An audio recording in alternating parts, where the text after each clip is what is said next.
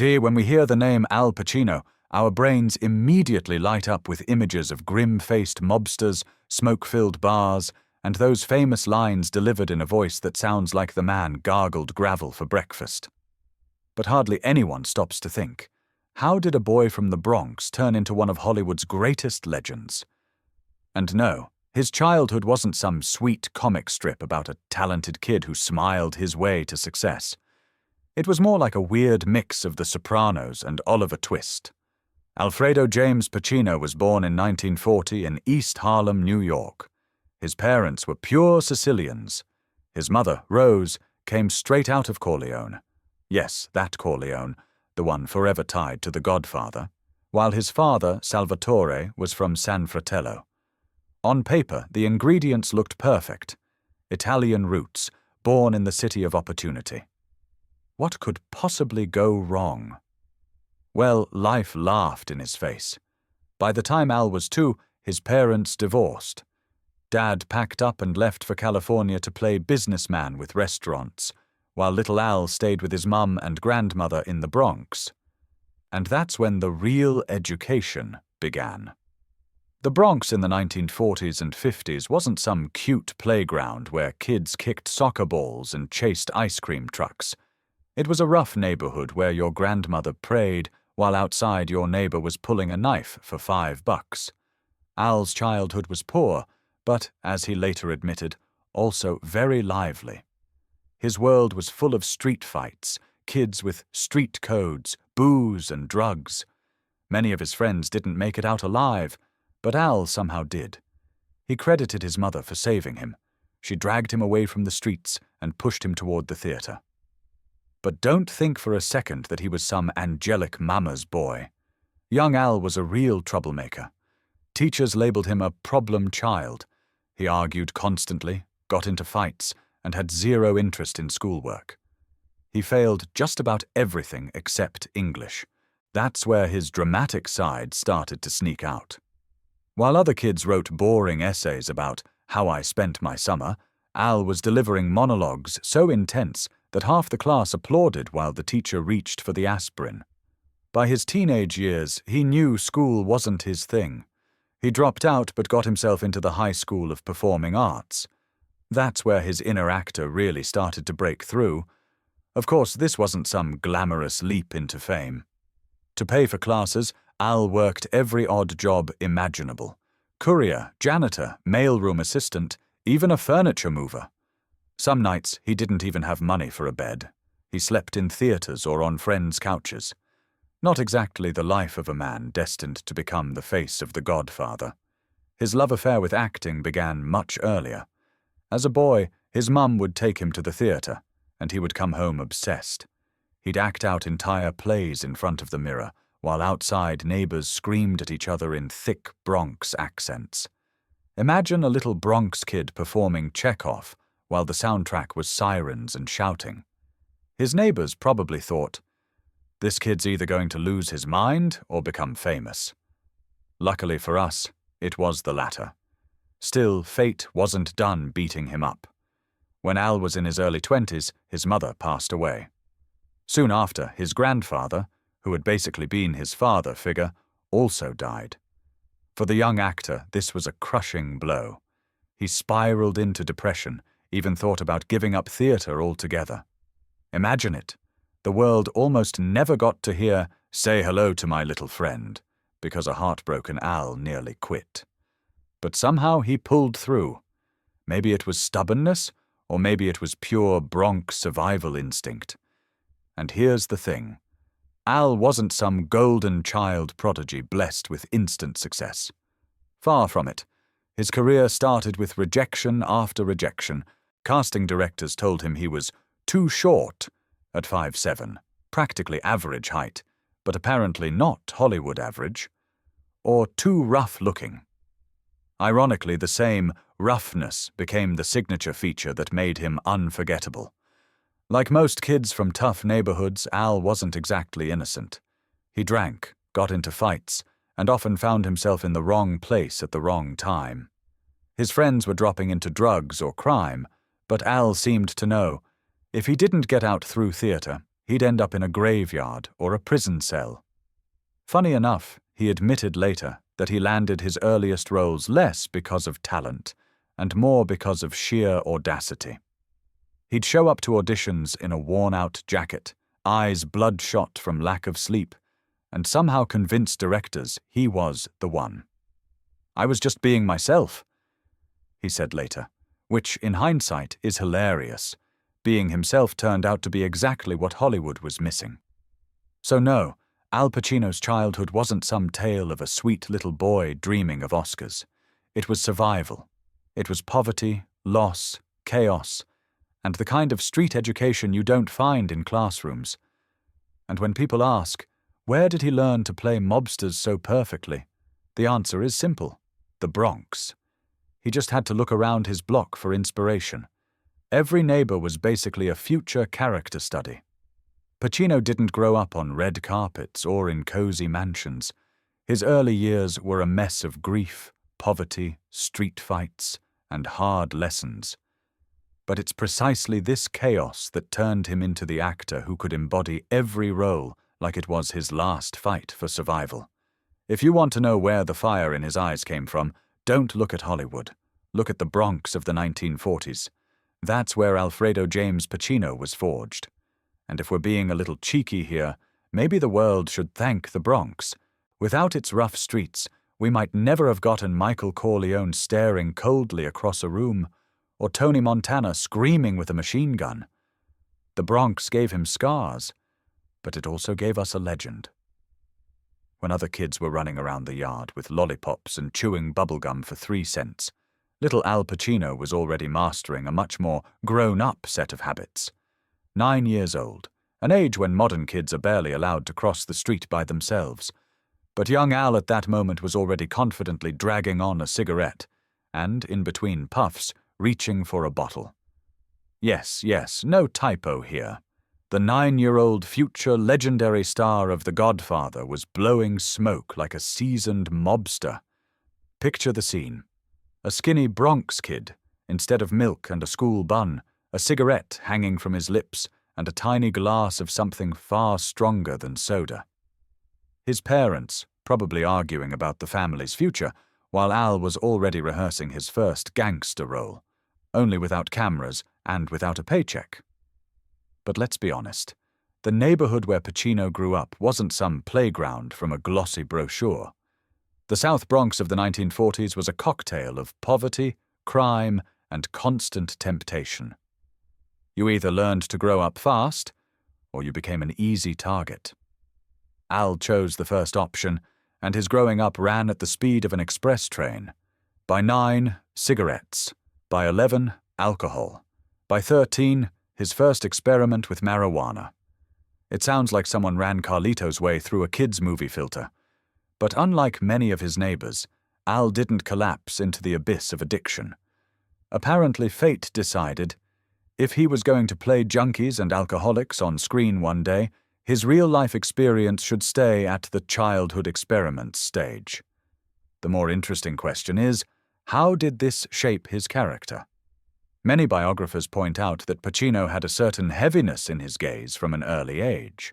Even in school photos he looks like he's negotiating a percentage on some future deal, not waiting for the class bell to ring. Adulthood had moved into his eyes far too early. And remember, this was an era without child psychologists, without addiction programs for teens. If you smoked, you smoked. If you drank, well, that's what the boys on the block did. Classmates recalled that because of this he got the nickname Sonny, which stuck. A typical South Bronx kid with the manners of a mini-mafioso. Pacino himself later admitted that it was during childhood that he realized reality was too boring and too cruel, and the only real escape was imagination. And here it all connects. Cigarette in one hand, drink in the other, and in his head. Scenes from movies that he would retell to his grandmother in the evenings. While other kids played with toy soldiers, he played at being Humphrey Bogart. Of course, it's easy to judge. How terrible, a child with a cigarette. But think about it. Maybe that's what made him so believable later on screen. When he played a tired, broken man, The audience believed him because it wasn't just acting. It was built on the real experience of premature adulthood. And let's not forget the little paradox here. In Hollywood, actors are praised for living the role during preparation.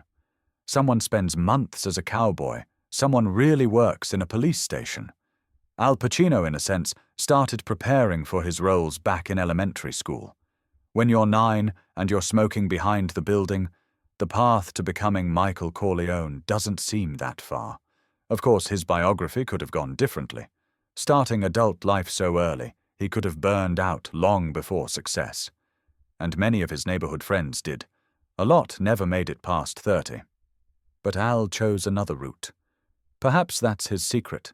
He managed to pull raw material from a dark environment and turn it into art. So the next time you rewatch The Godfather and see that famous Pacino gaze, calm, cold, but burning from within, remember this. That depth didn't appear on a movie set. It was born back then, in childhood, somewhere between the first cigarette and the first sip of cheap whiskey.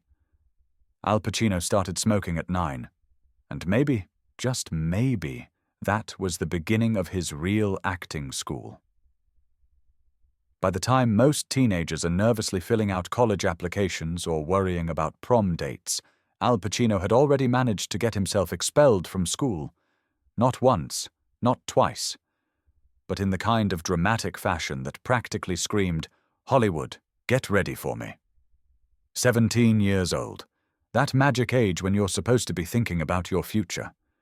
Instead, Pacino was busy thinking about, well, not homework, that's for sure. His bad behavior became legendary among teachers, the kind of mischief that makes principals lose sleep and janitors curse under their breath. Smoking in the hallways? Check. Skipping class to chase his acting dreams? Double check. Getting into fights that could rival scenes from Scarface years before Scarface even existed? Triple check. And so the school board did what school boards do when they run out of patience. They expelled him. Imagine the principal stamping that paper with the same finality Michael Corleone used when he gave the order to settle all family business. That was it. Young Al was officially done with the traditional education system. Of course, let's not kid ourselves. Pacino wasn't the kind of kid who was ever destined to shine in a classroom, sitting quietly, raising his hand, memorizing equations. Please. The man was born with too much electricity in his veins for that. If there had been an Oscar for most likely to disrupt class, he would have won it hands down, and maybe even given a tearful acceptance speech right there in detention. But here's the twist that makes his expulsion so ironic. Getting booted from school actually set him free. Instead of wasting time writing essays about dead poets, he dove headfirst into the New York acting scene. Community theaters, acting workshops, cheap off-Broadway productions. Pacino took them all on like a starving man at a buffet. In other words, while his classmates were still stuck in algebra, he was already living out his destiny. Still, you can imagine what his mother must have thought. "My son just got expelled from school. Wonderful. Now he'll either end up in jail or... Actually, no, just jail." Because let's be real, there weren't many parents in the South Bronx bragging about their kid's potential career in the arts. This was the 1950s, and acting wasn't exactly considered a reliable career choice. Saying you wanted to be an actor back then was like saying you wanted to be a professional yo-yo player. Good luck paying the rent. But Pacino, stubborn as ever, didn't care. He'd already tasted enough of life to know that ordinary wasn't for him. He'd seen too much of the Bronx to settle for a 9-to-5 job. No, if he was going to go down in flames, it would be on his own terms. Getting expelled? Fine. That was just the opening act. And maybe, just maybe, that rebellious streak was what gave him his edge later on. Think about it. When you watch Pacino on screen, whether it's the simmering Michael Corleone or the volcanic Tony Montana, there's always that sense of danger. That feeling that at any moment he might flip the table, break the rules, and burn the whole place down. Where do you think that came from? From perfect attendance and good grades? Not a chance. It came from a kid who refused to play by the rules, even when the rules were supposed to shape his future. The irony is delicious. The boy who couldn't sit still in class became the man who could hold an audience of millions captive with just a look. The kid who got labeled a troublemaker ended up redefining what it meant to be an actor. Expulsion, in this case, wasn't the end of a story. It was the beginning of a legend. And let's not sugarcoat it. Pacino himself has admitted he was a wild teenager. Restless, angry, full of energy he couldn't contain. He wasn't cut out for textbooks, he was cut out for scripts. He wasn't made for reciting history dates, he was made for delivering lines that would become history. So, if you're looking for some grand moral, here it is. Sometimes the system spits you out, and that's the best thing that could ever happen to you. Al Pacino got expelled at 17, and instead of it being a tragedy, it was the best audition of his life. An audition for the role of Al Pacino, the actor, the icon, the legend. The school may have washed its hands of him, but Hollywood welcomed him with open arms. And let's face it, the world is a lot more interesting with Pacino on the big screen than it ever would have been with him stuck behind a desk. Before he was the Godfather, before he was shouting, "Say hello to my little friend," with cocaine dust all over his face, Al Pacino was a janitor. Yes, the man who would one day embody power, rage, and charisma on screen was once scrubbing toilets and sweeping floors to make ends meet. If that image doesn't make you laugh, picture this. Little Al, mop in one hand, cigarette in the other, muttering lines from Shakespeare while unclogging a sink. The theatre of life, quite literally. But cleaning wasn't his only survival gig. Pacino worked as a messenger, delivering packages across New York. Imagine opening your door in the late 1950s and seeing a scrawny kid with wild eyes handing you a parcel. Little did you know you were signing for your dry cleaning from the future Oscar winner. If you were lucky, maybe he threw in a dramatic pause while asking for your signature. And of course, the odd jobs didn't stop there. Pacino worked as a busboy, a clerk, even as a theatre usher. All those glamorous Hollywood stories about being discovered? Forget it. Al's path was paved with dirty dishes, minimum wage, and an endless series of, "Hey kid, keep the change." Spoiler alert, they rarely kept the change. Here's the thing though, every humiliating job added to his acting arsenal. Pacino wasn't just working, he was studying. The grumpy boss became a character. The drunk customer yelling at him became a scene. Even the endless loneliness of running errands through the city at night became emotional fuel for the characters he'd play decades later. Method acting? Pacino had been living it long before he ever set foot in an actor's studio classroom. Of course, he hated it at the time. Who wouldn't? Imagine having dreams of Broadway while scrubbing someone else's coffee stain off a diner counter. His mother worried he'd wasted his potential. His friends thought he was nuts. Everyone else got real jobs, while Al was running around in the rain delivering packages that barely paid enough for rent and cigarettes. But in hindsight, there's something almost poetic about it. The man who would go on to play gangsters, cops, and tortured souls first had to play the role of ordinary working stiff. And let's be real. There's no way Pacino could have nailed the raw exhaustion of Michael Corleone without first knowing the soul-crushing fatigue of a double-shift bussing tables. It wasn't glamorous, but it toughened him up. These early jobs gave him street credibility, not the kind that comes from breaking laws, but the kind that comes from knowing exactly how brutal survival in New York could be. While his classmates were still flipping through textbooks, Pacino was flipping burgers. And you know what? It stuck with him. Even at the height of fame, he often said he never forgot what it was like to work paycheck to paycheck. And here's the irony. These dead-end jobs probably saved him. Remember, Pacino was already experimenting with booze and cigarettes as a kid. A teenager with too much free time in the Bronx. Recipe for disaster. Instead, the grind of low-paying work kept him focused. If he wanted to eat, he had to show up. If he wanted a roof over his head, he had to punch in and punch out. It wasn't glamorous, but it was discipline. Later, when directors raved about his authentic grit, that wasn't acting school talking. That was Janitor Al, Messenger Al, Busboy Al, breaking his back just to survive. He wasn't pretending, he was remembering. So, when you see Al Pacino standing tall in The Godfather, don't just think of the mob boss with a cold stare. Think of the kid who once got paid a couple of bucks to sweep up someone else's cigarette butts. Think of the young man delivering packages in the snow while secretly rehearsing lines in his head. Think of the struggling artist who could have given up 1,000 times but instead said, "No, this is temporary. My real job is waiting for me." Because the truth is, Pacino's early jobs weren't humiliations. They were rehearsals. Rehearsals for roles that would make him immortal. And if Hollywood ever runs out of material, they could make a whole movie just about those years. Title suggestion: Before The Godfather, The Janitor Years. Before the Oscars, before the Hollywood blockbusters, before the screaming monologues that blew out theater speakers, Al Pacino was hustling in the theater world. And it wasn't exactly Broadway glamour.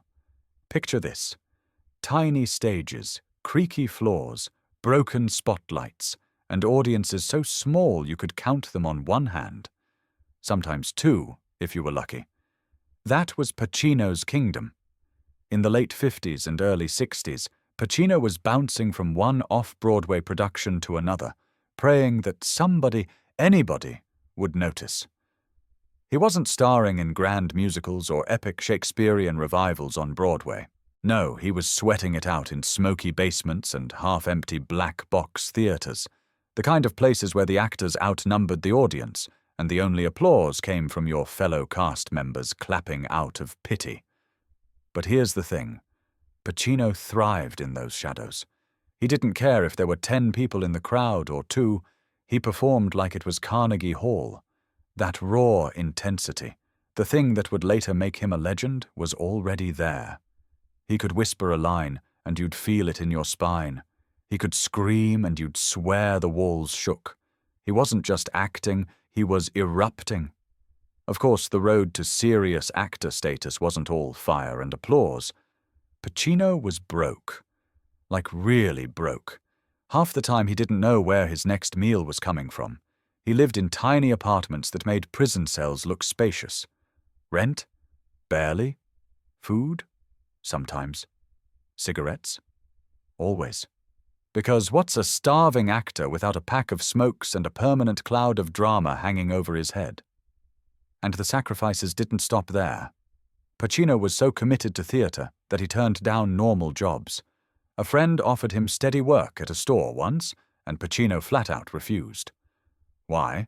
Because selling ties wasn't in the script. He'd rather be broke on stage than rich behind a counter. That's the kind of stubborn madness that makes legends. Or lunatics. Luckily for him, it worked out. His breakthrough came when he got into the actor's studio, training under the legendary Lee Strasberg. That was like getting accepted into Harvard for drama nerds. Suddenly, Pacino wasn't just another scrappy Bronx kid. He was officially part of the method acting elite. Strasberg himself called Pacino one of his best students. And let's be real, Strasberg wasn't the type to hand out compliments like candy. Still, even with that stamp of approval, Pacino's theater life was anything but easy. Critics didn't always get him. Some thought he was too intense, too raw, too unpredictable. Basically, too much. But that was the magic. Pacino was never safe. He brought chaos, fire, and danger to the stage. You didn't watch Pacino perform, you survived it. And audiences, slowly but surely, started to take notice. He won an Obie Award for his performance in The Indian Wants the Bronx in 1968, a play where he played a street punk, terrorizing an immigrant. It was dark, it was violent, it was disturbing, and it was pure Pacino. That role put him on the map, the same way a thunderclap puts the sky on notice. Suddenly, casting directors couldn't ignore him. The kid with the wild eyes wasn't just another struggling actor anymore. He was the real deal. The irony, of course, is that Pacino's overnight success in theater took nearly a decade of being broke, hungry, and desperate. But that's the story with most legends. The years of pain get swept under the rug once the spotlight hits. Nobody remembers the freezing nights in cheap apartments. Nobody remembers the tiny stages and smaller paychecks. They only remember the standing ovations. And Pacino? He never forgot. Even years later, when he was drowning in fame, he would say that theater was his first love. Film made him rich, sure, but theater made him an actor. That raw connection, the energy of the stage, the intimacy of live performance, it was in his blood. So when you think of Al Pacino, don't just think of the Hollywood star barking iconic lines into cameras. Think of the kid sweating it out on tiny stages, playing to 10 people like it was 10,000.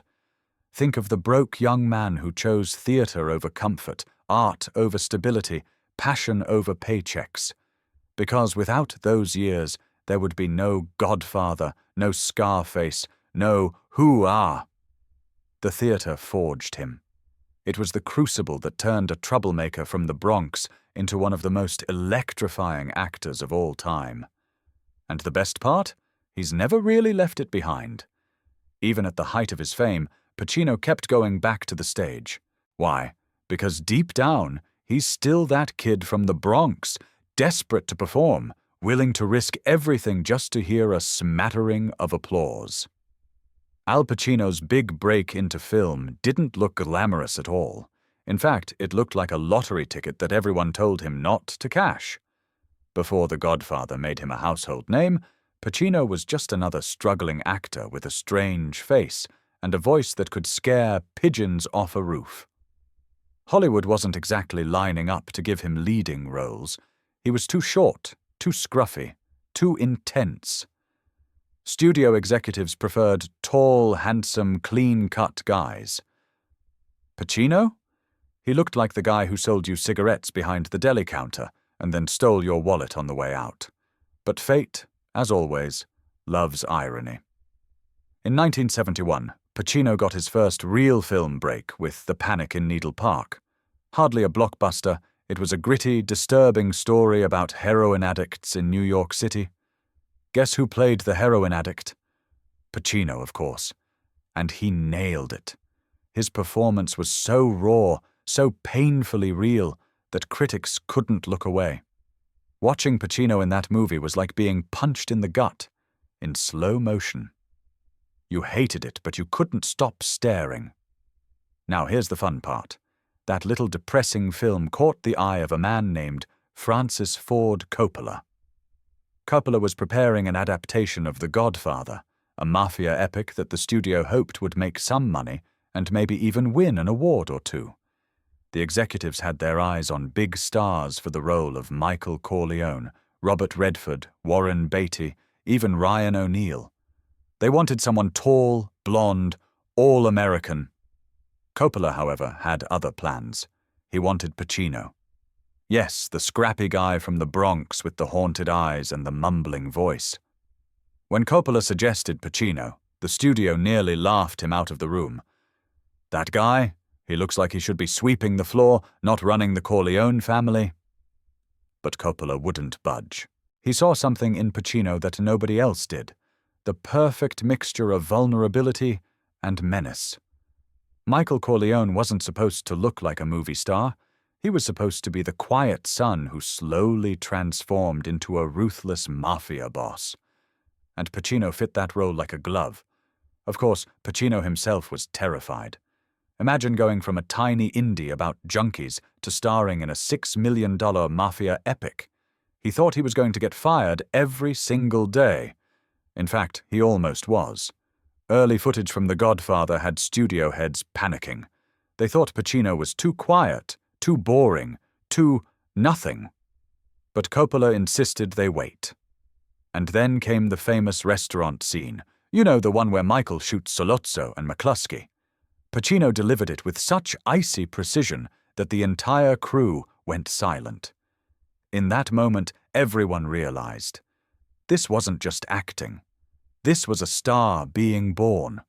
From then on, Pacino owned The Godfather. His transformation from the shy, reluctant son to the cold-blooded Don was so convincing that audiences forgot he was acting. He wasn't playing Michael Corleone, he was Michael Corleone. The role earned him his first Academy Award nomination and turned him into Hollywood's hottest commodity practically overnight. What's wild is that Pacino never wanted fame. He wasn't in it for the red carpets or the gossip magazines. He just wanted to act, preferably on stage. Yet suddenly this theater rat from the Bronx was on the cover of magazines, mobbed by fans, and courted by every director in town. One day he was eating canned soup in a crummy apartment. The next, he was a superstar. It was dizzying. And yet Pacino remained Pacino. He didn't suddenly transform into a polished Hollywood gentleman. He kept his scruffy hair, his mumbling voice, his awkward mannerisms. That was the charm. While other stars were busy perfecting their smiles for the camera, Pacino was brooding in the corner, chain-smoking, and plotting his next move. He didn't play by Hollywood rules, and that only made people want him more. So here's the scandalous truth. Al Pacino's big break wasn't the result of a carefully planned career or some genius PR strategy. It was a gamble. Coppola gambled on a scrappy unknown, the studio gambled on Coppola, and Pacino gambled on himself. And against all odds, the gamble paid off. The kid who once couldn't even afford rent became the face of one of the greatest films in history. After The Godfather turned Al Pacino into a household name, Hollywood did what Hollywood always does. It threw him into every project it could, hoping lightning would strike again. And strike it did. The 1970s became Pacino's playground, and boy did he play hard. Forget carefully calculated career moves. Pacino picked roles like he was gambling in Vegas. Sometimes he hit the jackpot, sometimes the wheel spun bankrupt.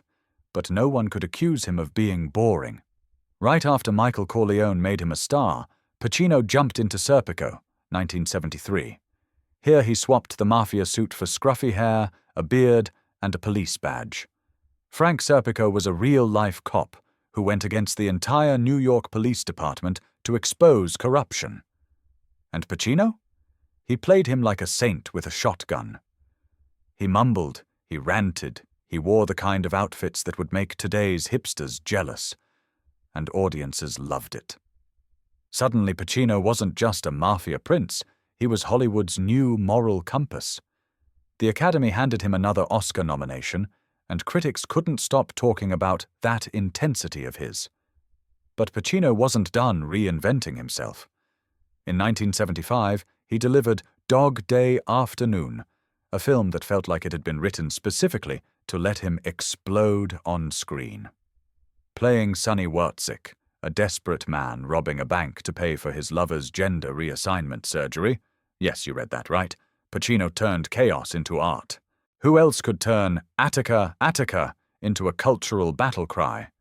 The film was sweaty, tense, absurd, tragic, and hilarious all at once.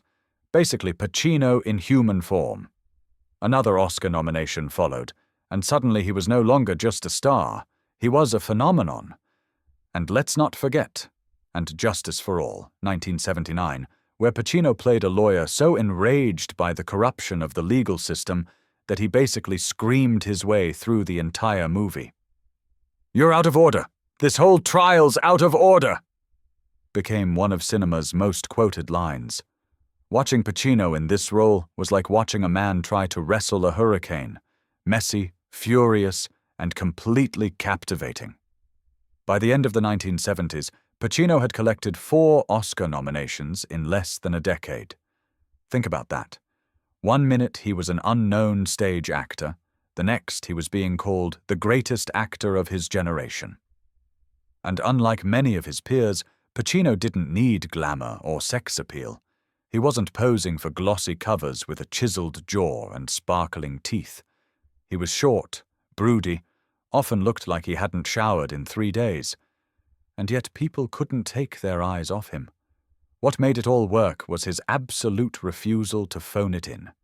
Every performance looked like it was tearing a piece out of his soul. While other actors worried about their image, Pacino seemed determined to look as unpolished as possible, He didn't play characters, he detonated them. On set, he was known to disappear completely into his roles. If you were working with Pacino, you didn't get Al, your co-star. You got Serpico, you got Sonny, you got Michael, and God help you if you tried to break his concentration. But here's the irony. While the critics and audiences were worshipping him, Pacino himself was falling apart. Fame didn't suit him. He wasn't the type to sip champagne at Hollywood parties or smile for the paparazzi. He preferred solitude, stage rehearsals, and the occasional bar. Fame, to him, was more like a chronic disease he couldn't shake. He admitted later that the 1970s were a blur. Endless cigarettes, sleepless nights, and the constant fear that it would all vanish overnight. Still, the results were undeniable. The Pacino of the 1970s wasn't just an actor, he was a cultural force. He was redefining what a movie star could look like and act like.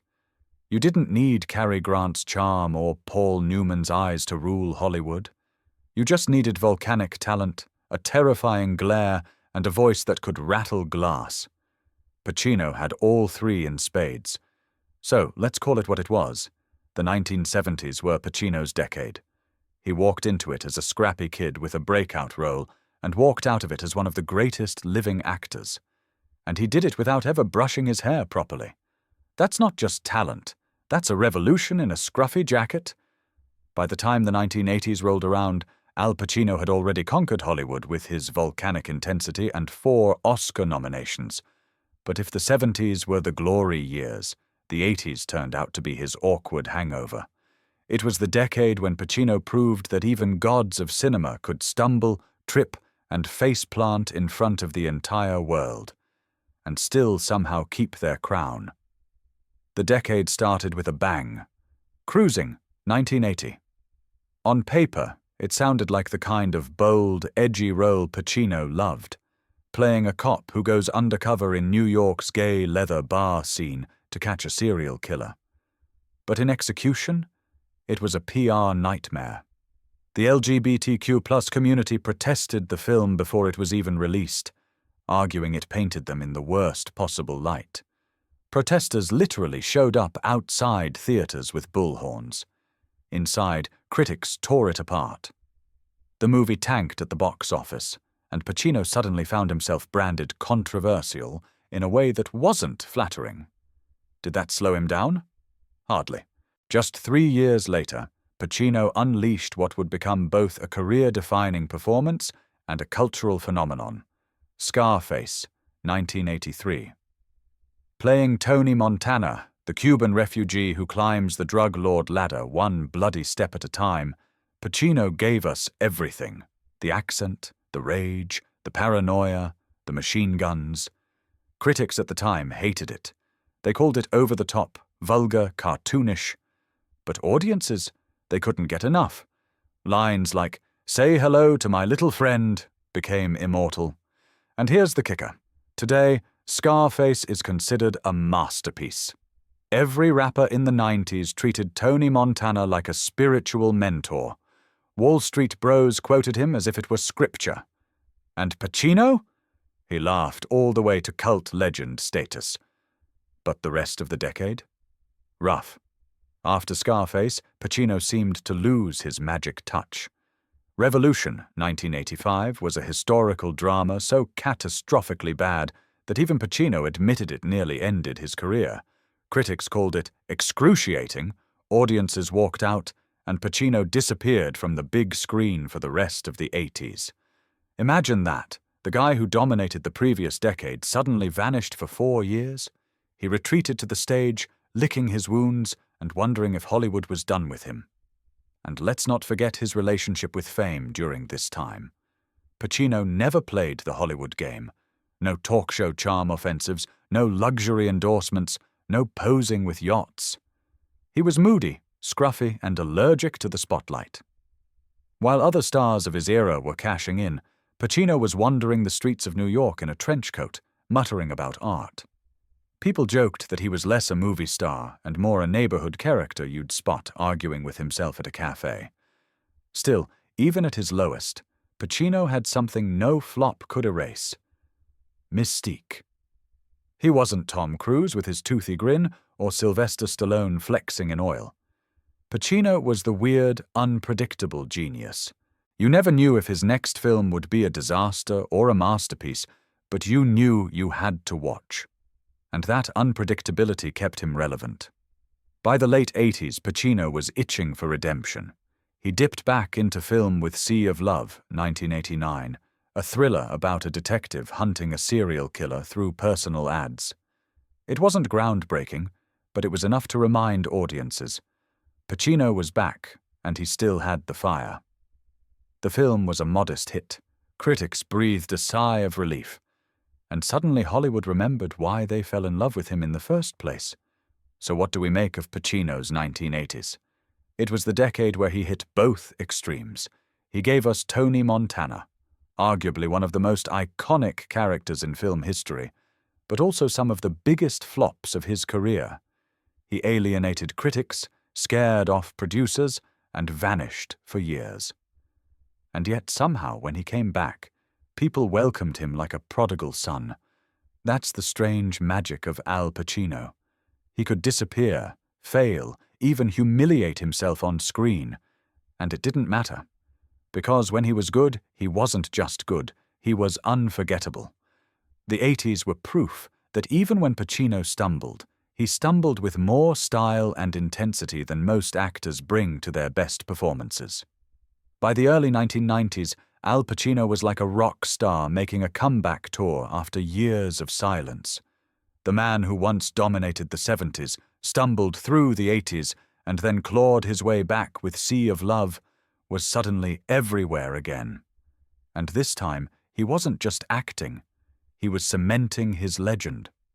The 90s were the decade when Pacino became Pacino TM, a larger-than-life character both on and off the screen. The decade started strong with Dick Tracy, 1990. Yes, you read that right. Pacino in a neon-colored comic book gangster movie. He chewed the scenery like it was his last meal, playing big boy caprice with enough energy to power a small city. Critics were baffled, kids were confused. But Pacino? He walked away with an Oscar nomination for a movie based on a Sunday comic strip. That was the magic of Pacino. He could turn even cartoonish mobsters into awards bait. But the real turning point came in 1992 with Scent of a Woman. For years, the Academy had been dangling Oscars just out of his reach. 7 nominations, 7 losses. It was becoming a cruel joke. Then came Frank Slade, the blind, foul-mouthed, whiskey-drinking ex-colonel with a taste for tango and Ferraris. Pacino went full throttle, delivering monologues like sermons and shouting, "Hoo-ah!" in a way that would echo for decades. Was it subtle? Absolutely not. Did it matter? Not one bit. The performance finally won him his long-overdue Oscar for Best Actor. Pacino, after years of near misses, had climbed the mountaintop, and he did it with sunglasses, attitude, and enough bravado to blow the roof off the Dolby Theatre. Of course, Pacino didn't stop there. The 90s became a playground for his biggest, boldest performances.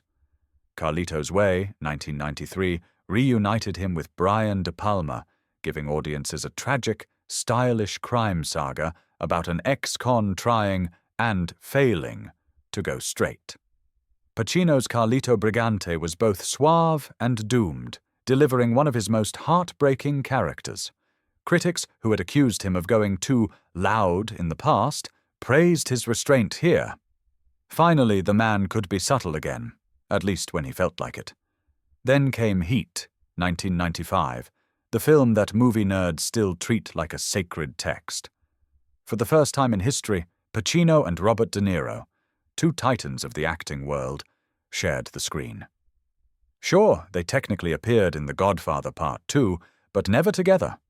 Heat gave us that legendary diner scene, where Pacino's obsessive cop and De Niro's meticulous thief size each other up over coffee. It wasn't just a scene, it was an event, a cinematic Super Bowl. Pacino, true to form, played his role with manic energy, shouting lines like, "She's got a great ass," with so much passion you could practically see veins popping. But let's not kid ourselves. Not every 90s Pacino film was golden. There was City Hall, 1996, where he tried to outact John Cusack in a political thriller that nobody remembers. And The Devil's Advocate, 1997, where Pacino played Satan himself, a role that basically allowed him to scream, laugh, and monologue like a man possessed. The movie was over-the-top camp, but audiences loved it.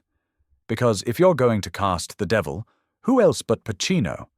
He even managed to make lines about vanity sound like Shakespearean prophecy.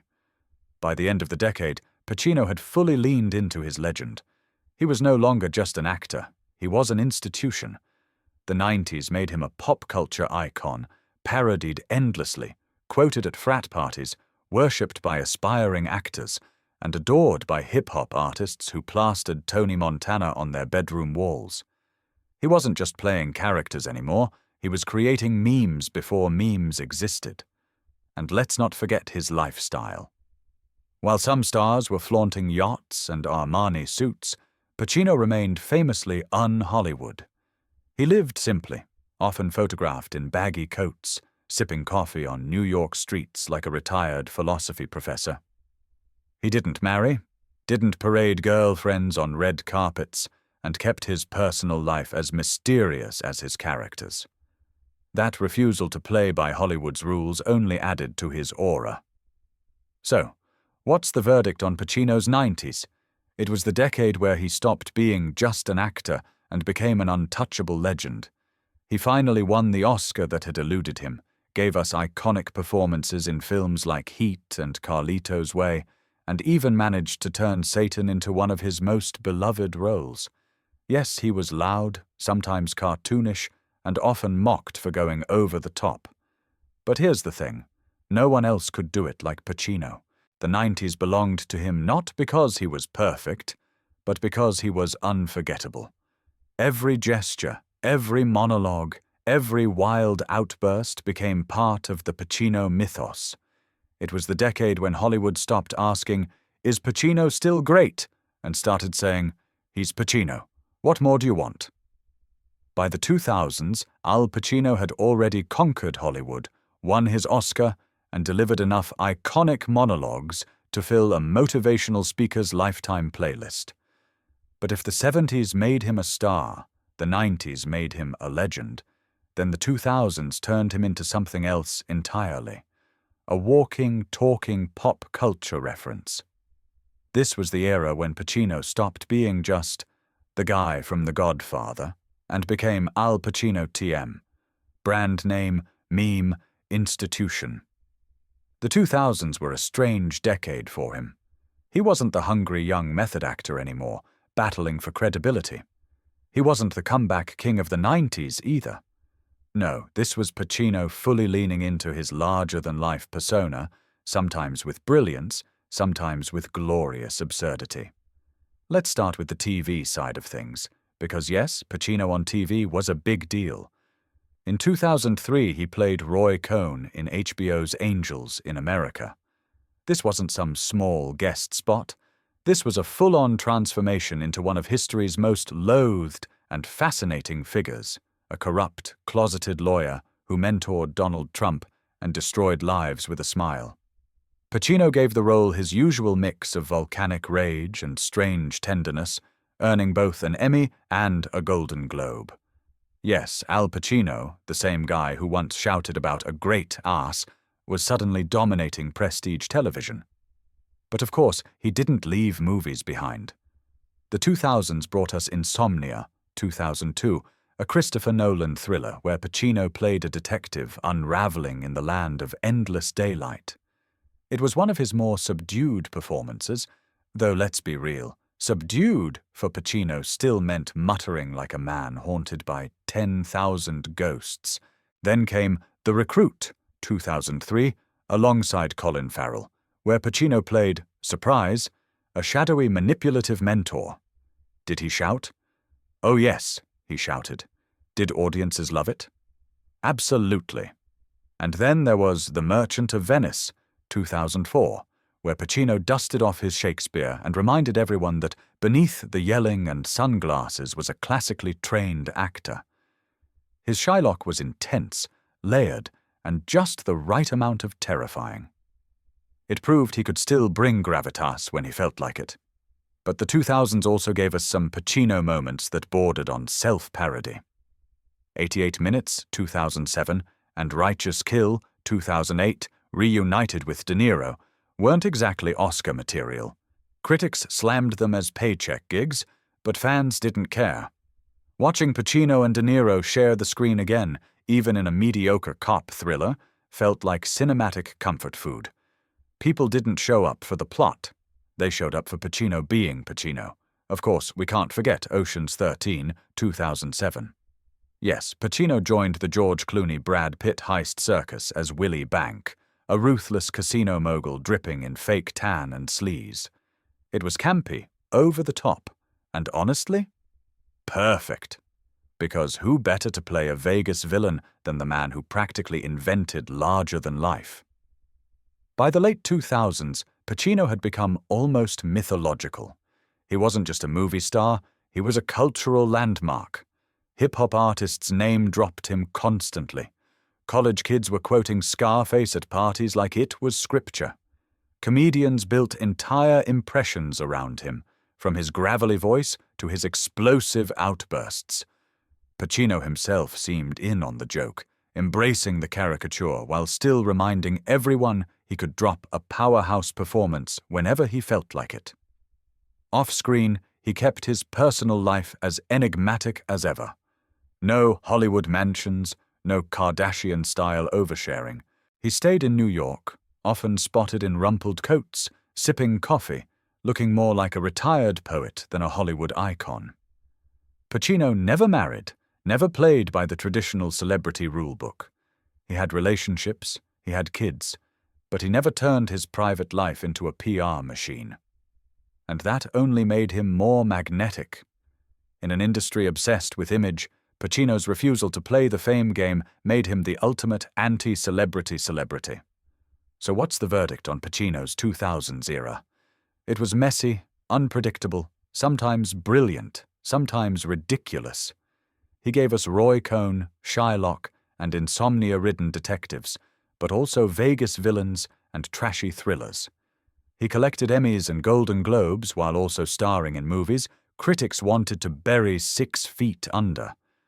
But through it all, he stayed unforgettable. Because here's the truth. Even when the movies weren't great, Pacino always was.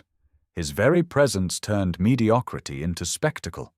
Nobody else could mumble like him, shout like him, or turn a single eyebrow raise into a meme.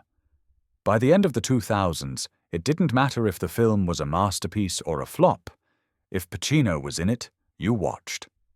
The 2000s didn't redefine Pacino the way earlier decades had, but they solidified something even bigger, his immortality in pop culture. He was no longer just an actor, he was an experience, and whether he was tangoing, testifying, or tearing apart a Vegas casino, one thing was guaranteed. When Al Pacino showed up, you knew you were about to see something unforgettable. By the 2010s, Al Pacino was no longer just a Hollywood legend. He was practically his own genre. The man had already built a resume that most actors would sell their souls for: The Godfather, Scarface, Scent of a Woman. But what does a superstar do once he's reached the mountaintop, planted his flag, and yelled, "Hooah!" for the world to hear? If you're Pacino, you lean into being, well, Pacino. The 2010s were about self-parody, unexpected comebacks, and reminding the world that the fire was still burning behind those tired eyes. Let's start with You Don't Know Jack, 2010, an HBO film where Pacino played Dr. Jack Kevorkian, the controversial Dr. Death who fought for assisted suicide rights. It was heavy material, sure, but Pacino dove in with that mix of intensity and unpredictability only he could pull off. One moment he was whispering with almost creepy tenderness. The next he was roaring like he was back in a courtroom scene from the 90s. The performance snagged him an Emmy, proving that even in his 70s he could still dominate the screen without breaking a sweat. But Pacino being Pacino, he couldn't resist the occasional bizarre project. In 2011, he starred in Jack and Jill. Yes, that Jack and Jill, the Adam Sandler comedy that critics tore apart like a piece of stale bread. And yet, what did Pacino do? He went full throttle. He played himself, a larger-than-life, unhinged version of Al Pacino, falling in love with Adam Sandler in drag. It was ridiculous, embarrassing, and absolutely glorious. Who else but Pacino could star in a Dunkin' Donuts commercial inside a movie, rapping about coffee drinks, and still somehow come out the other side as a legend? The film may have been a disaster, but Pacino's commitment turned it into a cult moment. Dunkachino will live forever on YouTube, whether he likes it or not. The mid-2010s brought a different kind of Pacino. He leaned into more intimate, vulnerable roles, reflecting the weight of time. In The Humbling, 2014, he played a washed-up stage actor struggling with aging, mental health, and his fading career. It was eerie because the line between Pacino the character and Pacino the man seemed paper-thin. Was he acting? Was he confessing? Nobody could quite tell, which made the film strangely mesmerizing. Then came Danny Collins, 2015, where he played an aging rock star clinging to relevance until a lost letter from John Lennon turns his life around. It was cheesy, sentimental, and a bit too soft focus, but Pacino brought a warmth we hadn't seen in years. For once, he wasn't screaming or scheming, he was just charming, and audiences loved it. But of course, Pacino couldn't stay away from the spotlight of big, serious cinema forever. Cue The Irishman, 2019. Martin Scorsese finally put him alongside Robert De Niro and Joe Pesci in a mob epic that felt like a retirement party thrown by the mafia itself. Pacino played Jimmy Hoffa, the labor leader who went out for a meeting and never came back. And oh, did Pacino relish the role. He gave us Hoffa as a loud, paranoid, larger-than-life figure, ranting about respect and loyalty while scarfing down ice cream. It was Pacino unleashed, and yet it worked beautifully. Even with digital de-aging turning him into a waxy version of his younger self, the performance shone through. It earned him an Oscar nomination, reminding the world that he wasn't just a relic. He was still a powerhouse. What made the 2010s fascinating was the duality of Pacino. On one hand, he was the prestigious elder statesman of Hollywood, picking up awards for Kevorkian and Hoffa. On the other, he was a walking meme, immortalized in Jack and Jill and endless internet impressions. He was both revered and ridiculed, yet somehow both sides only strengthened his legend.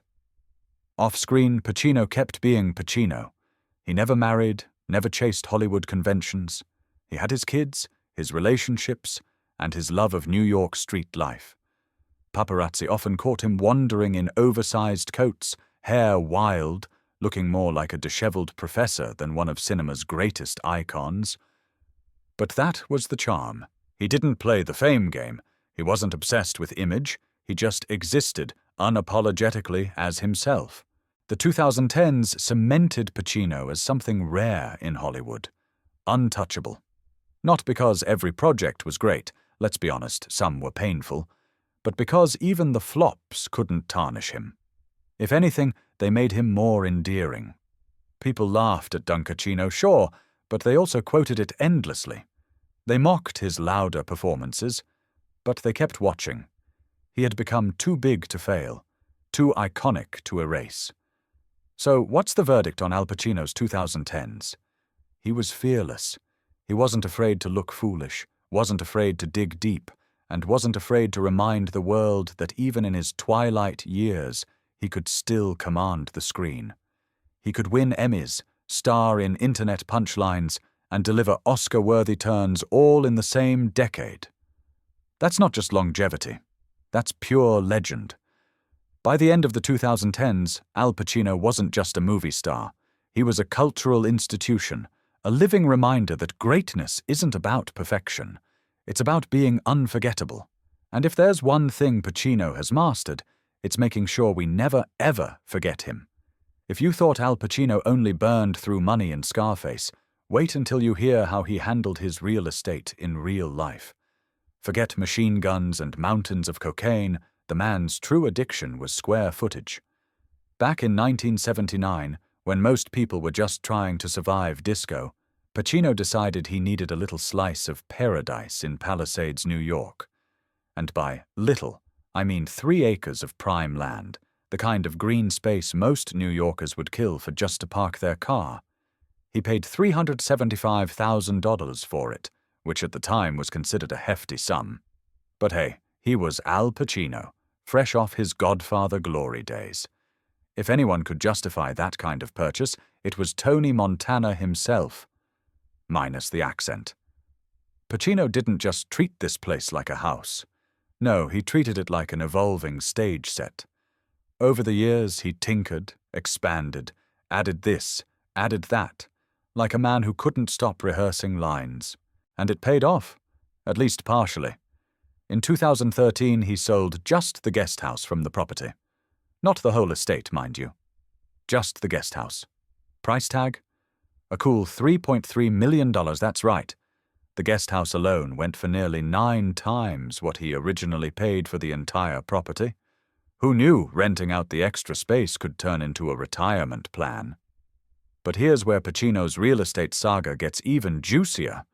Before the big $3.3 million score, he also sold another Palisades property, a modest 1,078 square foot home with 3 bedrooms, back in 2010.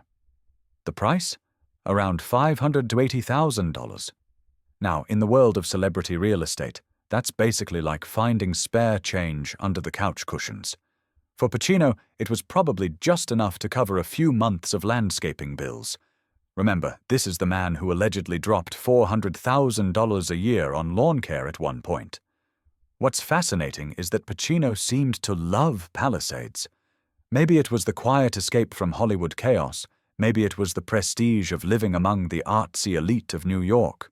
Or maybe he just liked the idea of yelling, "Hoo-ah!" from his porch without neighbors calling the cops. Whatever it was, the area became part of his strange pattern of buying, holding, and occasionally cashing in at just the right time. Still, you can't help but notice the irony. Pacino, the guy who once said, "Money makes your life easier. If you're lucky to have it, you're lucky," seemed to treat money like monopoly bills. Guest house for $3.3 million, sure. Another place sold for $580,000? Why not? Meanwhile, his financial memoir later revealed he was bleeding cash faster than a mobster in the last act of a gangster flick. 16 cars, 23 phones, nearly $500,000 a year to keep his grass greener than everyone else's. It makes you wonder if selling those Palisades properties was less about strategy and more about plugging holes in a sinking ship. And let's not forget the drama of his long-term rentals. For nearly 2 decades, Pacino rented a Beverly Hills estate owned by Jackie Collins. Rented, not owned. The guy who could buy guest houses like candy bars was still living in someone else's mansion. And when Collins's estate finally sold, Pacino was reportedly booted out like a tenant whose lease just expired. Even his Palisades moves start to look less like real estate genius and more like desperate shuffling to keep the lights on. So was Pacino a savvy investor who turned his properties into millions, or just another Hollywood star trying to stay afloat by selling off pieces of his empire? The truth is probably somewhere in the middle. On paper, flipping a $375,000 purchase into millions sounds brilliant. But when you zoom out and factor in the cars, the phones, the ridiculous expenses, it feels like putting duct tape on a collapsing mansion. At the end of the day, Pacino's Palisades adventures read like a subplot from one of his films, part triumph, part tragedy, sprinkled with a touch of absurdity. He bought big, sold bigger, but somehow still ended up scrambling for cash later in life. If anything, it proves that even Hollywood legends can't escape the simple math of money. You can't spend faster than you earn, no matter how many guest houses you sell for millions. Now picture him, standing in the middle of those 3 acres back in 1979, maybe rehearsing lines for Scarface, maybe just soaking in the quiet, never imagining that one day his lawn would be worth more than most people's life savings.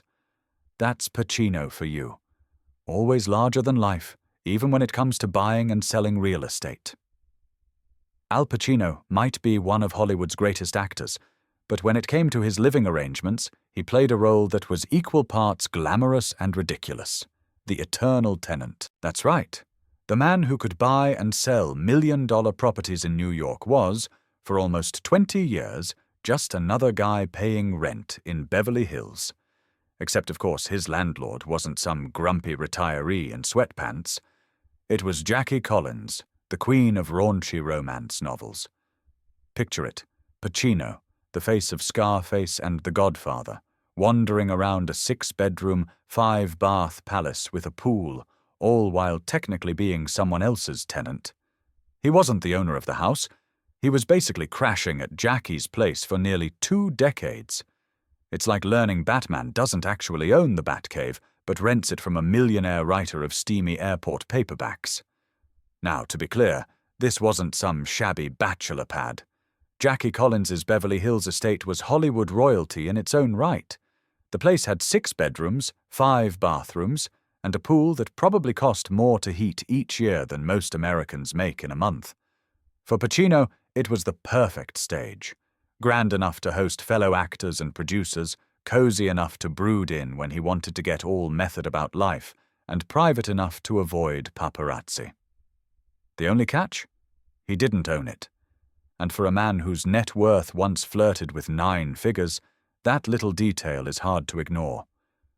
People often ask, why didn't Pacino just buy his own Beverly Hills mansion? Theories abound. Maybe he loved the flexibility of being able to walk away without the burden of ownership. Maybe Jackie Collins offered him a deal that was too good to pass up. Or maybe, deep down, Pacino just liked the irony of playing the world's most powerful men on screen while being the world's most glamorous tenant off-screen. Either way, it's one of those Hollywood oddities that makes you shake your head and laugh. The real punchline came in 2016, when Jackie Collins's estate, the very same property Pacino had been renting, was sold off as part of her combined holdings for a staggering $30 million. Imagine being Al Pacino, watching the house you'd lived in for almost 2 decades get sold out from under you. One day you're sipping espresso by the pool, the next you're packing boxes because your landlord's estate cashed in. Even Pacino's acting chops couldn't make that look graceful. But in true Pacino fashion, there's something wonderfully absurd about the whole thing. This is the guy who once dropped nearly $500,000 a year just on lawn care in another home. Yet for 20 years he decided it was perfectly fine to let Jackie Collins hold the deed while he wrote rent checks. It's as if he was telling the world, yeah, I can play Michael Corleone, but when it comes to Beverly Hills real estate, I'm just like you. I rent.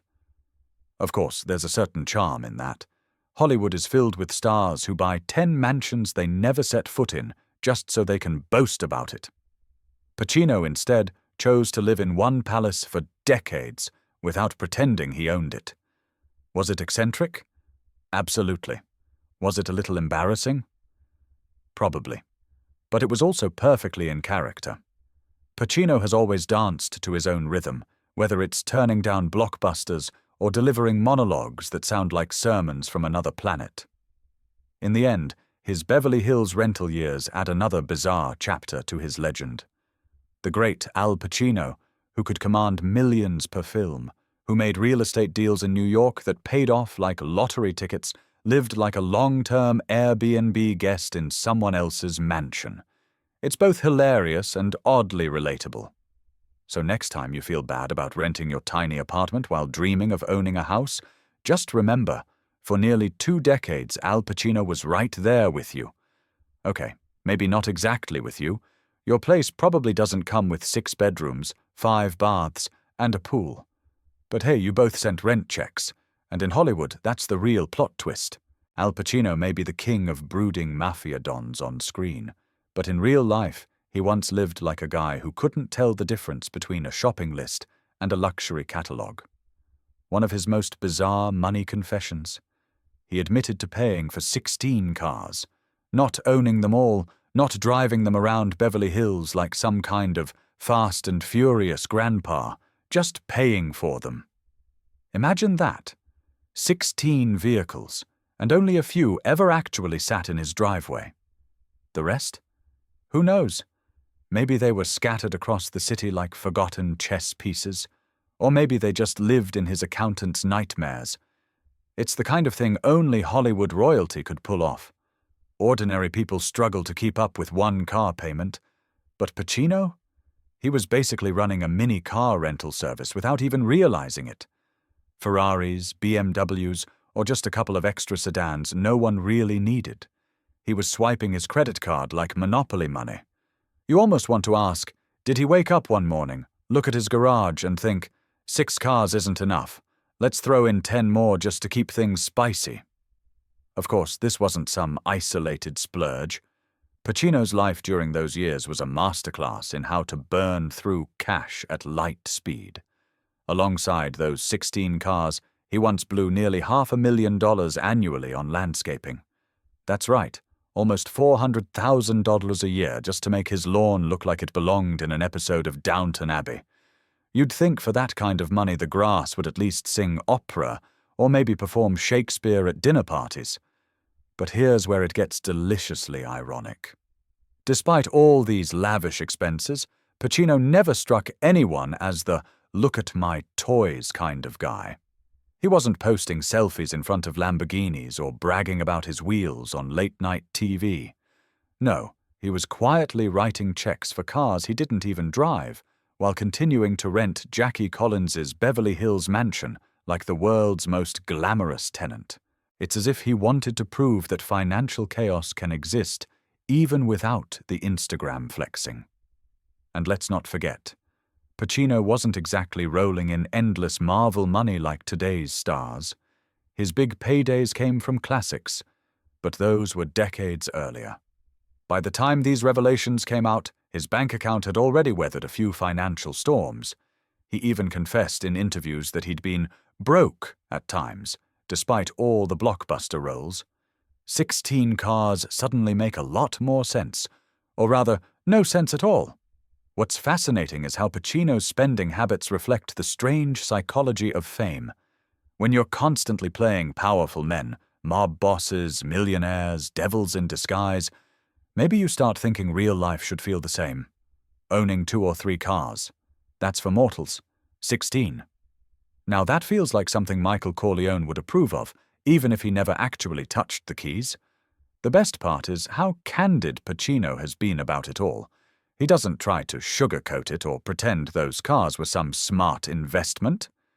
He admits it with a shrug, like a man telling you he accidentally bought too many bananas at the supermarket. Only instead of bananas, it's luxury vehicles worth millions. That's the Pacino charm. He makes extravagance sound almost humble. In hindsight, the whole episode feels like a parody of Hollywood life. 16 cars you don't drive, a rented mansion you don't own, a lawn that costs more than most homes. It's absurd, but it's also perfectly Pacino. He's never been about blending in or living normal. His off-screen life is as theatrical and messy as his on-screen characters. So next time you complain about paying off your one modest car, just picture Al Pacino writing checks for 16 at once. Somewhere out there, a fleet of vehicles carried his name, even if he barely remembered they existed. And if that doesn't make you feel just a little better about your own financial choices, nothing will. Al Pacino may be one of the greatest actors alive, but behind the camera, he sometimes lived like a man determined to audition for the role of world's most wasteful spender. Forget yachts, diamonds, or private islands.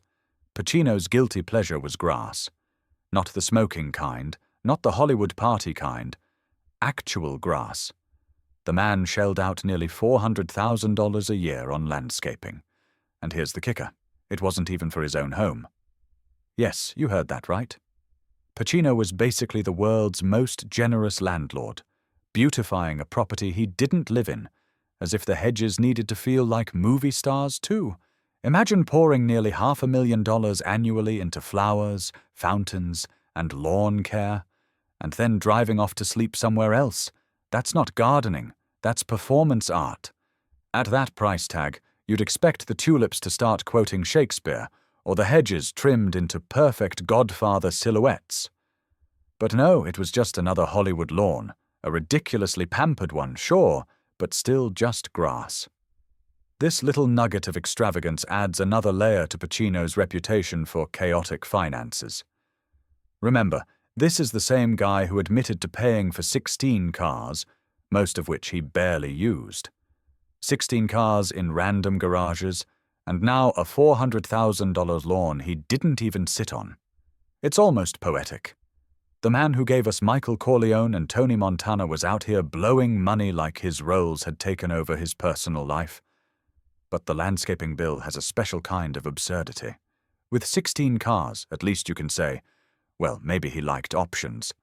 With $500,000 in lawn care for a place he didn't inhabit, the only possible explanation is either A, the grass hypnotized him into signing checks, or B, he genuinely thought he was funding the next great botanical garden.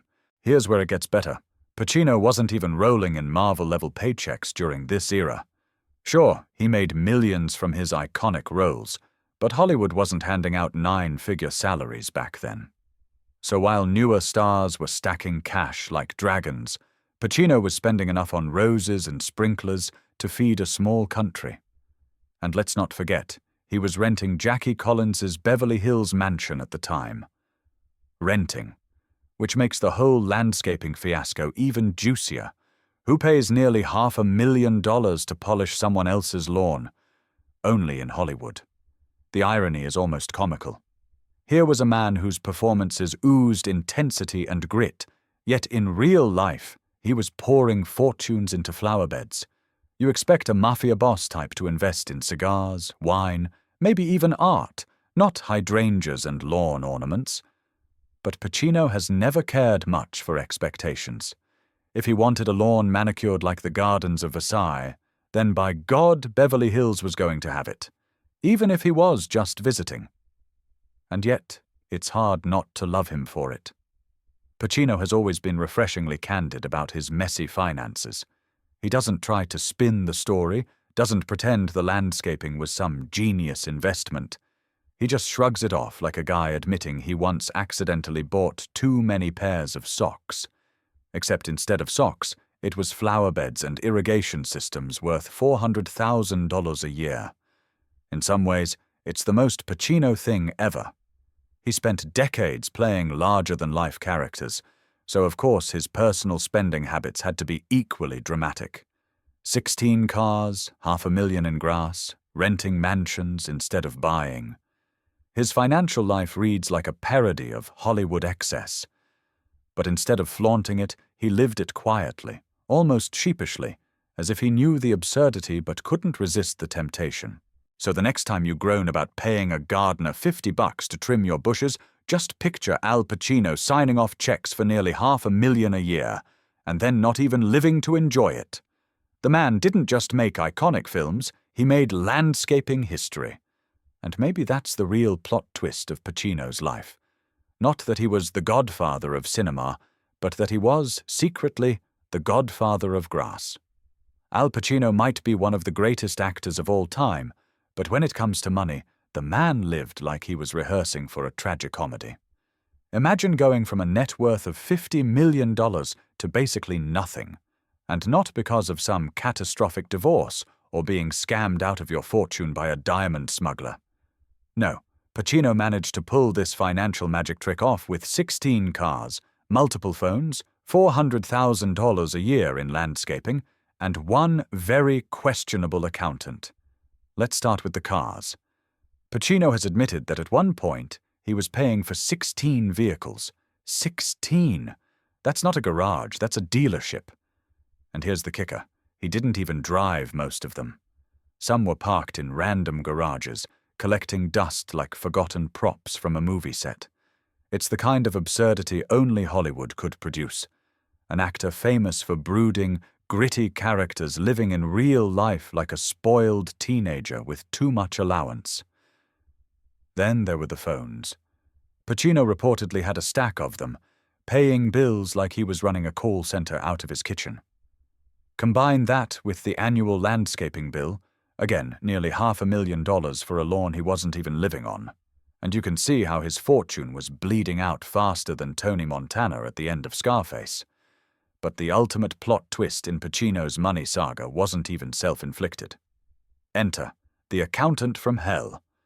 Instead of keeping the legendary actor's finances in order, this guy was running a Ponzi scheme. Yes, Pacino's money manager was less trusted advisor and more Wall Street wolf in cheap cologne. With someone like that handling his books, it's a miracle Pacino didn't end up busking in Times Square in full Godfather costume. The result: a bank account that went from Hollywood royalty numbers to, as Pacino himself bluntly put it, nothing. That's right, the man who brought Michael Corleone to life, who defined an entire generation of cinema, was broke.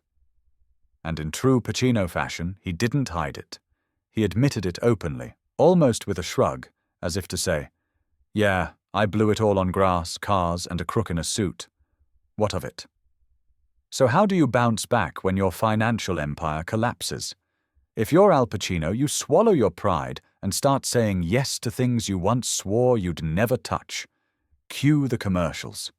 Yes, Pacino, the man who gave us Shakespeare on stage, who embodied Scarface, who made us all whisper, "I know it was you, Fredo," was suddenly hawking donuts in a Dunkin' ad. Nothing screams broke legend quite like pitching glazed pastries for a paycheck. And then came the speaking tours. Pacino turned to live events, charging fans to hear him tell stories about his career. Essentially, he became his own attraction, half Broadway, half confessional booth. People showed up, paid big money, and Pacino made rent by turning his own chaotic life into a one-man show. Genius or desperation? Probably both. But perhaps the most painful consequence of all, the roles he said yes to purely for money. Enter Jack and Jill. Yes, the infamous Adam Sandler comedy where Pacino plays himself in what has become one of the most mocked performances of his career.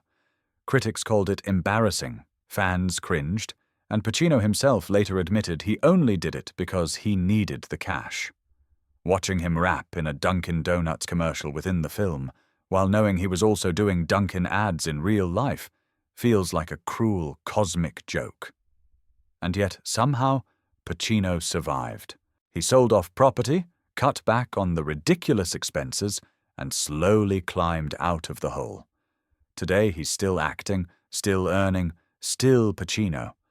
But his financial saga serves as a reminder. No matter how big your name, how iconic your roles, or how many Oscars sit on your shelf, a few bad habits, and one crooked accountant can turn 50 million into zilch.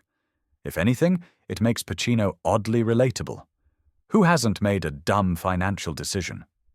Sure, most of us don't blow $500,000 a year on landscaping for a house we don't even live in, but we've all signed off on something ridiculous and regretted it later. Pacino just did it on a scale worthy of Hollywood legend. In the end, the story isn't about Al Pacino losing his fortune. It's about how he clawed back, owned his mistakes, and kept going. And maybe that's the real lesson here. You can be Michael Corleone on screen, Tony Montana in our imaginations, but in real life you're still just a guy who has to pay the bills. Even if sometimes those bills include 16 cars and the most expensive lawn in Beverly Hills. Ah, the tragedy and comedy of Al Pacino's scandals. It's like watching Scarface on repeat, but with more accountants and fewer machine guns. Let's dive into it the way a scandal-hungry tabloid would, with all the irony and raised eyebrows included. Al Pacino, the man, the myth, the mafia boss of cinema. On screen, he's the unstoppable force with eyes that could burn a hole in your soul. Off-screen? Well, let's just say his life has been as messy, unpredictable, and headline-worthy as any Hollywood blockbuster, minus the happy endings. First, the money. Once upon a time, Pacino was sitting on a mountain of around $50 million. Yes, 50. That's private jets, houses with 15 bedrooms you don't need, and probably enough espresso to caffeinate all of New York City. But as the cliché goes, easy come, easy go. Except in Pacino's case, it was more like, easy come, accountant runs a Ponzi scheme, and suddenly you're starring in Jack and Jill next to Adam Sandler. Yes, that movie, the one that won every Razzie Award possible, including Worst Al Pacino Performance Pretending to be Al Pacino. If that's not a Hollywood humiliation ritual, I don't know what is. Pacino didn't just blow money, he practically set it on fire. Lavish spending, total financial neglect, and of course trusting the wrong people, because apparently Scarface didn't teach him that everyone's out to screw you. When the accountant scam finally exploded, Pacino wasn't just tight on cash. He was selling properties, taking odd jobs, and filming commercials he wouldn't have touched in his prime. Imagine being one of the greatest actors alive, then waking up one day realizing you have to say yes to a paycheck in a Sandler comedy because your bank account is emptier than Michael Corleone's soul in Godfather Part 3. But let's be real, it wasn't just bad luck with money. Pacino has always been a magnet for controversy. Back in 1980, he did Cruising, a film about a detective infiltrating the gay leather scene. Sounds edgy, right? Well, LGBTQ+ activists didn't see it that way. Protests erupted, movie theaters were picketed, and lighting equipment was literally sabotaged during shoots. Pacino later admitted in his memoir that the whole thing felt exploitative, and in a shocking twist, donated his entire paycheck to charity. That's Hollywood Redemption 101. Cash in on the scandal, then write the check that makes you look like a saint. And then there's Jack and Jill. Oh yes, we're circling back to that cinematic car crash because it deserves its own chapter in the What Was He Thinking? Hall of Fame. Pacino didn't just appear in the film, he played himself, in love with Adam Sandler's drag persona. Somewhere in between reciting Shakespeare on Broadway and chasing mobsters on screen, Pacino thought, yes, this will pay my bills. And honestly, he wasn't wrong. The movie bombed, critics rioted, but his bank account lived to see another day. Sometimes survival looks less like The Godfather and more like getting roasted by the internet for eternity. Of course, Pacino's scandals weren't just about career moves. His personal life has been just as colorful. At the ripe age of 83, he welcomed a baby with his 29-year-old girlfriend. That's right, he was changing diapers while most men his age were comparing cholesterol levels. The court later ordered him to pay $30,000 a month in child support, proving that no matter how iconic you are, fatherhood at 83 still comes with a receipt. Add to that his battles with alcohol and drugs in the early years of fame, which he thankfully conquered by 1977, and you have a man who's lived through the kind of chaos that would have killed a lesser star. He survived addiction, financial ruin, bad film choices, and more paparazzi headlines than you can count. And yet, like a true performer, he keeps getting back up, dusting himself off and stepping right back into the spotlight, scandals and all. Pacino's scandals are proof of one thing. Being a Hollywood legend doesn't protect you from bad choices, bad luck, or bad accountants. But maybe that's why we still love him. He's not just the guy who gave us Michael Corleone and Tony Montana. He's the guy who stumbled, face-planted, and still managed to turn disaster into another act in the never-ending drama called Being Al Pacino. Al Pacino has spent his career playing mob bosses, cops, and the occasional devil. But in 1980, he took on a role that managed to outrage just about everyone who wasn't his agent. The movie? Cruising. The role? A cop going undercover in New York's gay leather S&M scene. The result? A scandal so loud it practically needed its own Oscar category. Now on paper it sounds like a gritty thriller, a detective, a murder mystery, the shadowy underground of late 70s nightlife. It had all the makings of a dark masterpiece. But the execution? Let's just say it felt more like exploitation than exploration. Gay rights activists at the time saw it as a dangerous caricature, painting queer communities as violent, twisted, and hypersexualized. In an era when the LGBTQ+ movement was already fighting tooth and nail for survival, the last thing they needed was Hollywood turning their existence into a horror show. And they didn't just complain politely. Oh no, this was full-on protest season. Picket lines outside theaters, angry chants, leaflets handed out to audiences, even sabotage during filming. Activists reportedly used mirrors and bright lights to disrupt night shoots, turning Pacino's set into something between a disco rave and a war zone. Imagine Pacino trying to deliver his gritty detective lines while a protester is blinding him with a flashlight. That's the level of chaos we're talking about. The press, of course, loved it. Headlines screamed about the controversy, critics shredded the film, and audiences were caught somewhere between morbid curiosity and total disgust. Pacino, meanwhile, was stuck in the middle. He wasn't just the face of the film, he was the face of the scandal. The man who once gave us Michael Corleone was now the poster child for Hollywood's insensitivity. For years, Pacino kept pretty quiet about the whole mess. Maybe he thought silence would bury the memory. Spoiler, it didn't.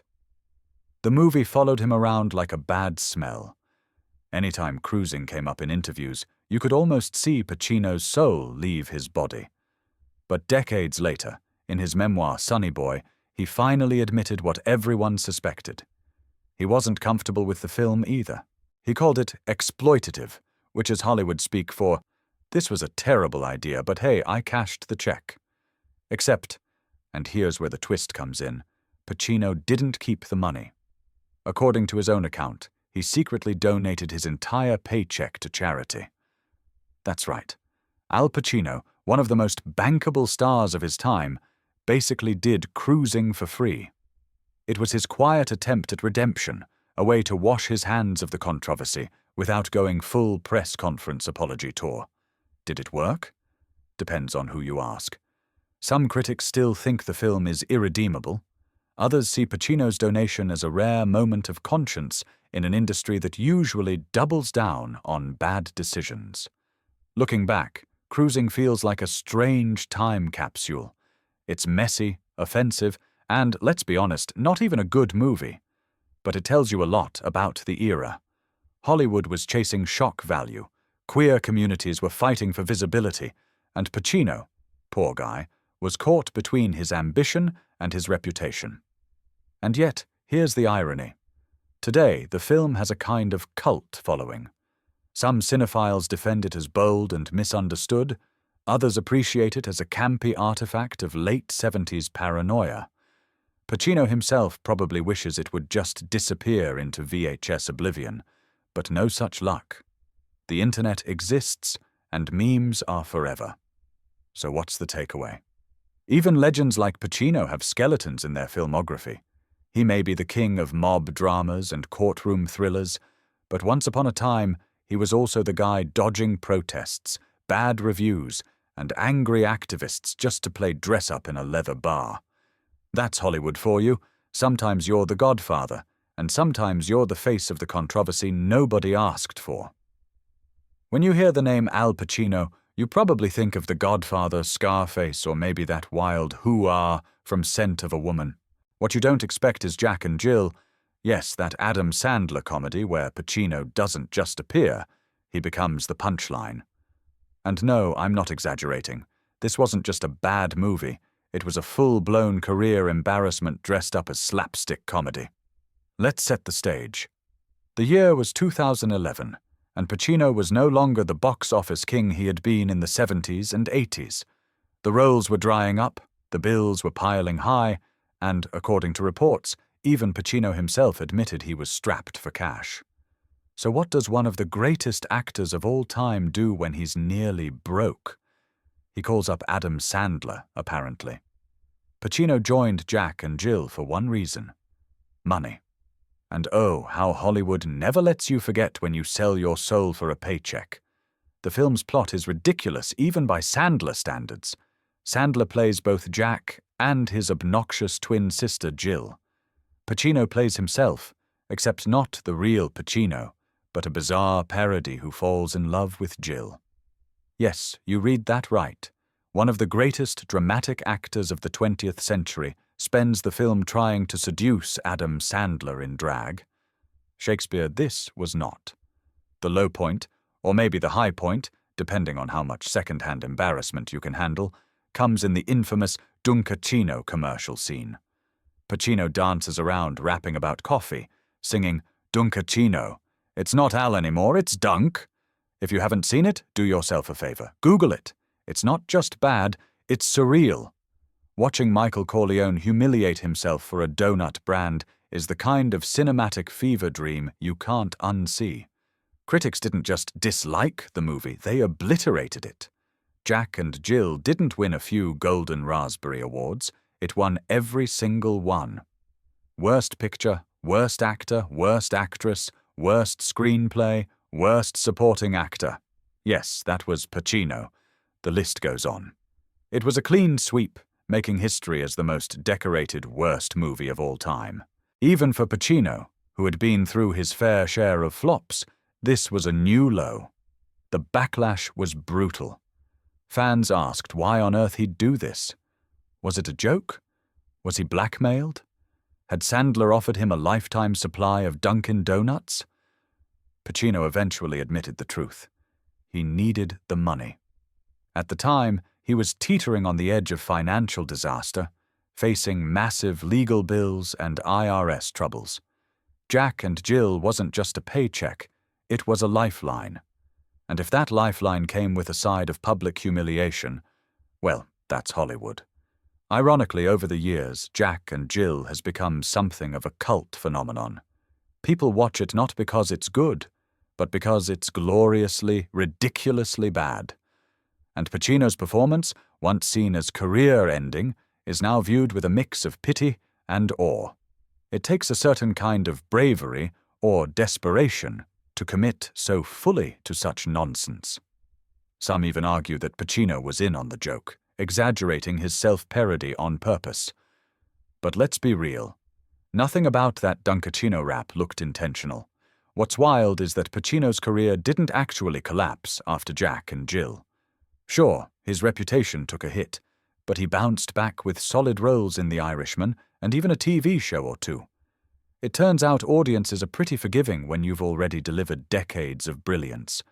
But still, there's no escaping the YouTube clips, the memes, the endless jokes about Pacino's worst role ever. So what's the moral of this little Hollywood tragedy? Even legends get desperate. Even Oscar winners sometimes trade gravitas for a quick paycheck. And sometimes those decisions stick to them forever, like a permanent meme tattoo. Al Pacino may be one of the greatest actors of his generation, but thanks to Jack and Jill, he'll also forever be the guy who rapped about coffee in a fake Dunkin' Donuts ad. In a way, that's the beauty of Hollywood. It's not just about the Oscars, the masterpieces, and the timeless performances. It's also about the disasters, the flops, and the moments that make you wonder, what the hell was he thinking? For Pacino, Jack and Jill is that moment. And no matter how many legendary roles he plays, somewhere out there, someone's watching that Dunkachino clip and laughing their head off. When Al Pacino decides to take on a role, you expect fireworks, intensity, maybe even another legendary hoo-ah! What you don't expect is him stepping straight into one of the ugliest scandals in American sports history. Yet that's exactly what he did in 2018 when he played Joe Paterno, the disgraced Penn State football coach caught in the fallout of the Jerry Sandusky child abuse scandal. Let's just say this wasn't your usual Pacino gig. It wasn't about mobsters, guns, or shouting speeches. It was about portraying a man whose silence and inaction during a monstrous crime brought down a whole football empire. Here's the setup. Joe Paterno wasn't just a coach, he was a god in Penn State country. They literally called him Saint Joe.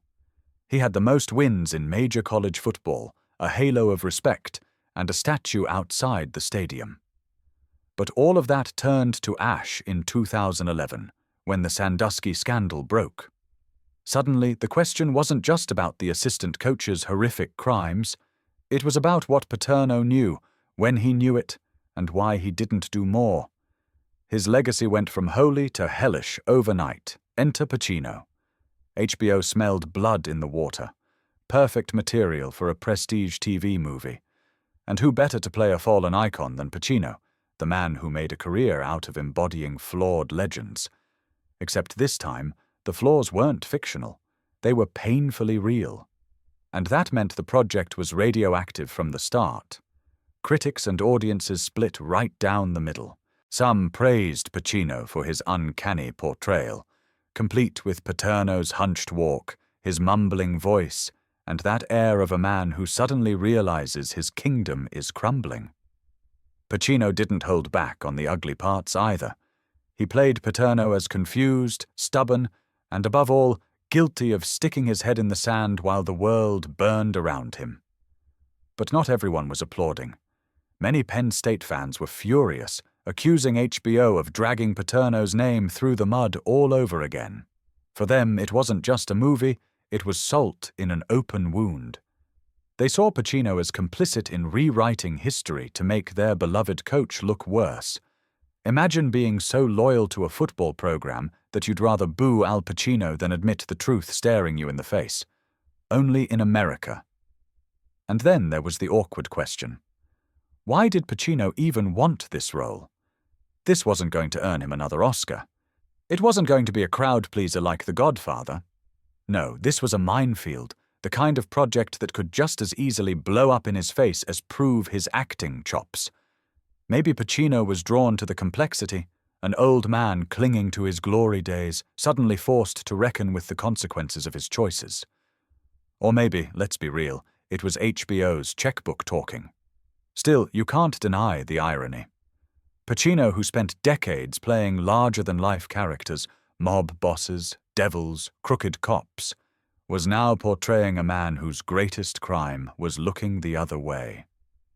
And he played it with a kind of painful honesty that left people squirming in their seats. Watching him as Paterno wasn't fun, it wasn't entertaining, it was uncomfortable. And maybe that was the point. Did it hurt Pacino's career? Not really. He's Al Pacino. He could star in a toothpaste commercial and people would still call him a genius. But it did add another strange chapter to his filmography, a reminder that sometimes the riskiest roles aren't about shouting Attica at the top of your lungs. They're about sitting quietly while your empire collapses because of what you didn't do. The movie didn't make Paterno look like a monster, but it sure didn't let him off the hook. And Pacino, with all his raw intensity, made sure of that. For better or worse, he forced audiences to face the uncomfortable truth. Sometimes the biggest scandal isn't what you do, but what you don't. Al Pacino has made a career out of surprising people. From the moment he went from unknown stage actor to Michael Corleone in The Godfather, he's been defying expectations. But let's be honest, no one, and I mean no one, expected him to shock the world at age 83 by announcing, "Surprise, I'm a dad again." Forget playing The Godfather. Pacino was out here proving he could still be one. The story broke like a Hollywood earthquake. Pacino, already a living legend with a resume longer than a CVS receipt, had fathered a child with his girlfriend, Noor Al-Fala. She was 29, he was 83. Do the math and you'll realize she was born around the time Pacino was already receiving Lifetime Achievement Awards. While most men his age are bragging about their golf swing or how many pills they take with breakfast, Pacino was pacing the halls at night with a crying newborn. Talk about commitment to method acting. Of course, the internet had a field day. Memes exploded overnight. Pacino with a baby bottle photoshopped into his hand. Pacino pushing a stroller with a cane strapped to the side. Some people laughed, some people clutched their pearls, and others muttered, "Well, it's Hollywood. Are you really surprised?" After all, this is the same town where age gaps aren't measured in years, but in decades. But the real headline wasn't just Pacino becomes a dad at 83, it was the courtroom drama that followed. Because with great fatherhood comes great financial responsibility. A Los Angeles judge ordered Pacino to pay $30,000 a month in child support. Yes, you read that right. $30,000 every month That's nearly $500,000 a year to make sure diapers, formula, and maybe a little designer baby couture are covered. Somewhere out there, middle-class dads are crying into their Costco receipts. Now, $30,000 a month sounds insane, but remember, this is Al Pacino, the man who made Scarface, the guy who turned "Say Hello to My Little Friend" into pop culture scripture. He's been raking in millions for decades. Still, the irony is too rich. Pacino, who spent years portraying mob bosses and crooked tycoons, now finds himself playing the role of cash cow in real life. Forget Tony Montana. He's Daddy Warbucks now. Of course, the May-December romance angle kept the tabloids fed for weeks. Noor, a producer with a glamorous social life, had already been linked to other older men in the entertainment world. Some critics said she was chasing clout and money. Others argued, hey, if they're happy, who cares? But let's be real. When your boyfriend is older than your grandfather, people are going to talk. And when your boyfriend is Al Pacino, people are going to scream it from the rooftops. What made this saga juicier was Pacino's own reaction. According to reports, he was surprised by the pregnancy. At his age, who wouldn't be? Most 83-year-olds are surprised when their cable works. Yet somehow, against the odds, Pacino's name landed on a birth certificate one more time. He might not have been planning it, but Hollywood loves a plot twist, and this was Oscar-worthy. In the end, the scandal says more about our obsession with celebrity than it does about Pacino himself. Was it shocking? Absolutely. Was it weird? Of course. But was it really that out of character for a man who's been defying Hollywood norms for 50 years? Not at all. Pacino has always been larger than life, and now he's larger than life and back in the diaper aisle. So here's the takeaway. While most men his age are slowing down, Pacino is still making headlines, still surprising us, and still reminding the world that he's not ready to fade quietly into retirement. Say what you want about the age gap, the memes, or the $30,000 child support. Al Pacino is proving that, even in his 80s, he's still got the power to shock us all.